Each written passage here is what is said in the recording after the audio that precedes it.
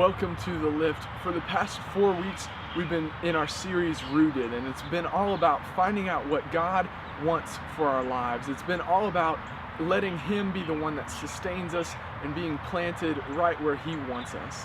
Today we're going to be finishing up the final part of our series, and we're going to be starting on James chapter 5. And in James chapter 5, we learn what it means to be blessed by God and what it means to really live for Him.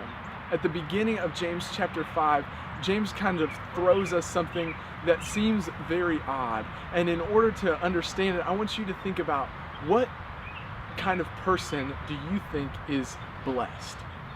See, when I was younger, I would look around and I would see all of these rich people. Now, my family wasn't really poor, but we didn't have a ton of money.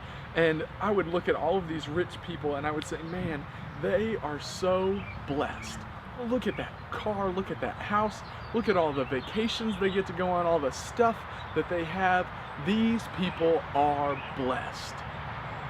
And I would think that a lot of you feel the same way. I would think that a lot of you feel as though those people who have the most are blessed the most. But that's not the way God works. And in James chapter 5, he tells us that. He says all of these things about rich people, and we'll kind of unpack it just a little bit, but he says the very wealth that you were counting on will eat away your flesh like fire. Now, that seems really, really harsh. It seems like, don't most of us think about, when we think about what job we want, we think about, okay, is that going to make enough money? Am I going to be able to do this because I need this amount of money? And sure, we need enough money to survive, we need enough money to live, but what James is saying here is if you are counting on money, if you are counting on your wealth, then it's not going to sustain you because it's rotting away. And so that's what James is saying here. When you read the full passage, James is not saying rich people are bad. That's not what he's saying. What he's saying is that if you are counting on your wealth to make you happy, if you are counting on your wealth to sustain you or get you into heaven or make you happy or whatever it might be, it's not going to work.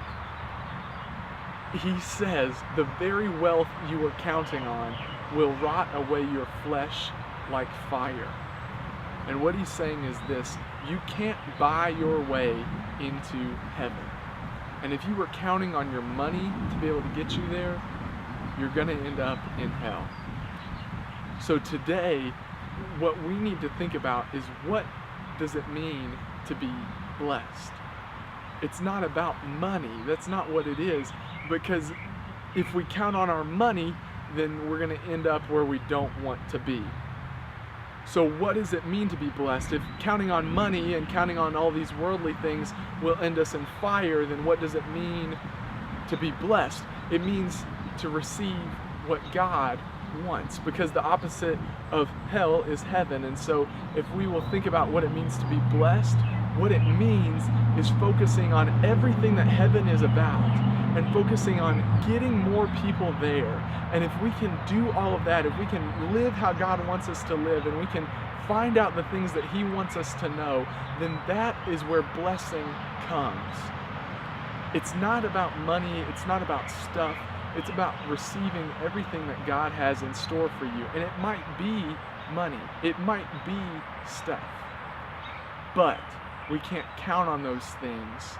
We can't rely on those things because they're going away.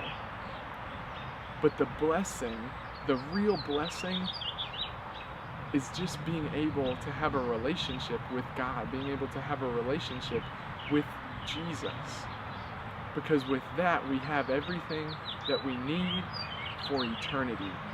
Not just while we're here, not just the money, not just the stuff, but forever we will be sustained, and forever we can continue to grow if we will remain rooted. This is The Lift.